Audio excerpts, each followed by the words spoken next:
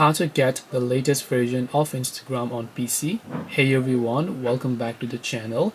In today's video I'm going to show you how you can get the latest version of Instagram on PC, so make sure to watch the videos till the end. Now Instagram is also officially available on your Windows, but you have to download it from Microsoft Store. And if you want to get the latest version, open up your Microsoft Store here, simply search for Instagram and select it.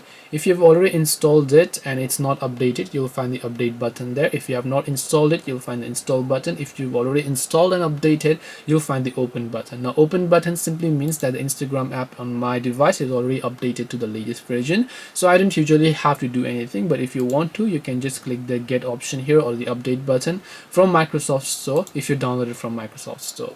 So hope this video helped you guys as to how you can get the latest version of Instagram on PC. If you have got any more questions, then feel free to also leave them down below. Thank you for watching till the end of this tutorial, and see you soon in our next video.